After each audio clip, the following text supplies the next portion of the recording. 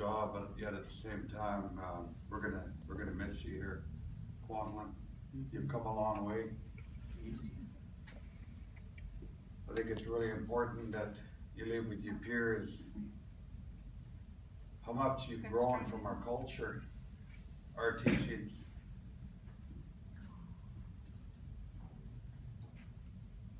My wife, Suzanne, Hereditary Chief Marilyn Gabriel Quantlin.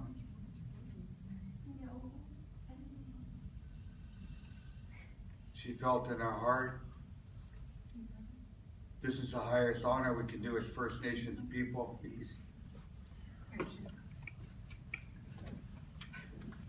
Sorry, we're having trouble. That's okay. This is what we do when we give somebody a traditional name in our lawn house, or if a couple's getting married. Puberty rights for our youth. And somebody special that has done beautiful and good work for our communities, our territories, also for you. She was a leader for you guys as a superintendent, for all the school trustees, and I'm sure you guys are gonna miss her.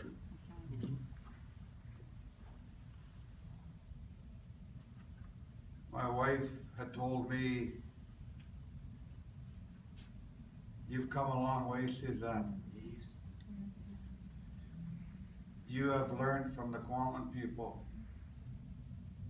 You totally respect her as a leader in a community. And throughout the years you're superintendent, we as family and community seen that when we drum everywhere, the respect that you have for us as First Nation, but yet at the same time, the respect that we have for you, for the work that you carry out. I don't know if my wife wanted to say something, but she was blanking you as leader. Awesome. Respect for loved ones, family, friends. Yeah, I felt that it was important not to miss this night. As my husband said, grown fond of you. At the beginning, we had our differences, but we came together with one mind and one heart, lots of them. And we learned, Yayasto, working together. And this, all of you, we hold our hands up to each and every one of you. This district is looked at very highly, and we're proud to be part of that.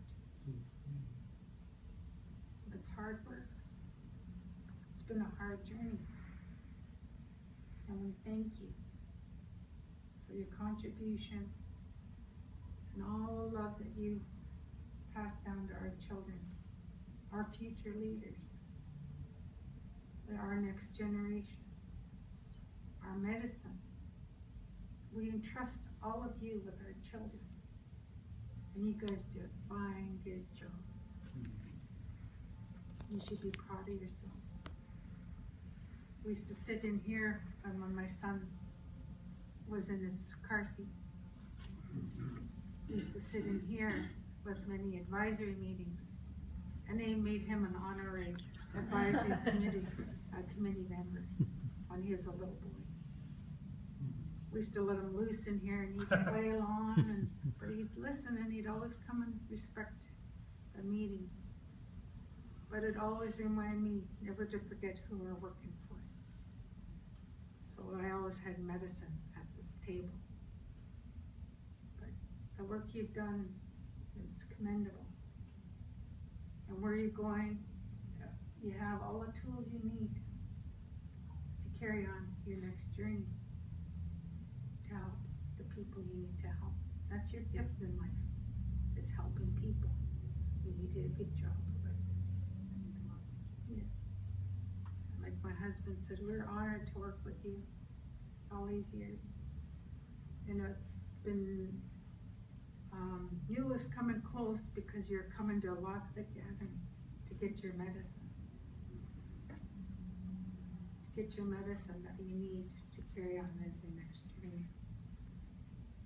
But you're gonna do fine. You're a strong, strong woman. They got big shoes to fill in here. So we're honored on behalf of not only the Kwantlen First Nation, but on behalf of the Aboriginal program. We hold our hands up to you. The highest honor we can give you is the blanket. And I want my son to explain the blanket to you, so you'll remember these words, because they're quite powerful. Okay, so I'm just gonna hand over my floor to my son. OCM, my name is Michael Kelly Gabriel. My mom's Chief Marilyn Gabriel, hereditary Chief Marilyn Gabriel. My dad's Kevin Kelly.